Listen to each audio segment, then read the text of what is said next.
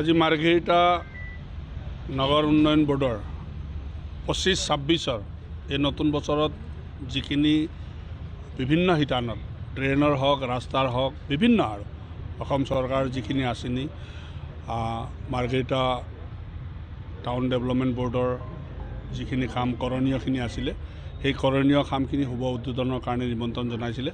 গতিকে সৰ্বপ্ৰথমে মই টাউন কমিটি সকলো সভাপতি প্ৰমুখে সকলো সদস্যাক মই মোৰ ফালৰ পৰা ধন্যবাদ জ্ঞাপন কৰিছোঁ। দেৰিকৈ হ'লেও নৱবৰ্ষৰ শুভেচ্ছা জ্ঞাপন কৰিছোঁ। আজি 37টা বিভিন্ন ৱাৰ্ডত আমাৰ টাউন কমিটি 10টা ৱাৰ্ড আছে। এই 10টা ৱাৰ্ডত বিভিন্ন কিছুমান ড্ৰেইন, কিছুমান ৱাল, কিছুমান পকীকৰণবিলাক ৰাস্তা আছিলে। তাৰ শুভ উদ্বোধন কাৰ্যসূচীত নিমন্ত্ৰণ জনাইছিলে।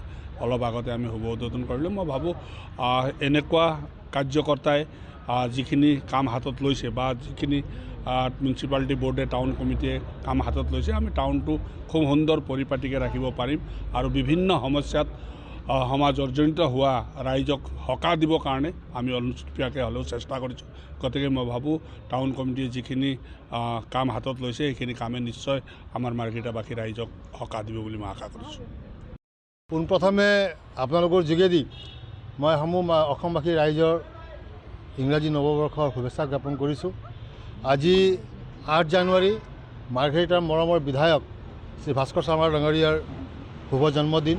এই উপলক্ষে আমাৰ মাৰ্ঘেৰিটা পৌৰসভাই পুৱা 2023-24 আৰু 24-25 যিবিলাক আমাৰ পঞ্চদশ বিত্ত আয়োগ আৰু ৰাজ্য চৰকাৰৰ ষষ্ঠ বিত্ত আয়োগৰ যিখিনি পইচা আছিলে সেই পইচাখিনিৰ যোগেদি আমি বিভিন্ন ধৰণৰ আঁচনি হাতত লৈছিলোঁ। তাৰে প্ৰায় 38টা আঁচনিৰ আজি শুভ উদ্বোধন কৰিবৰ কাৰণে আমি মাননীয় বিধায়ক মহোদয়ক আজি আমন্ত্ৰণ জনাইছিলোঁ। আজি তেখেতৰ জন্মদিনৰ উপলক্ষে কেক এটা কাটি পেলাই তেখেতৰ জন্মদিনো পালন কৰা হ'ল। লগতে এই 38টা কাম আজি শুভ উদ্বোধন কৰা হ'ল।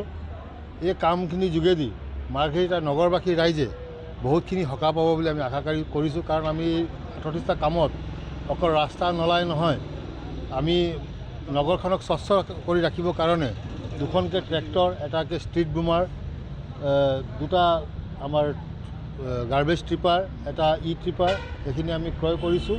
আৰু এইখিনিৰ যোগেদি মাৰ্ঘেৰিটা টাউনখন আৰু স্বচ্ছ কৰিবৰ কাৰণে আমি সফল হ'ম বুলি আমি আশা কৰিছোঁ। ধন্যবাদ।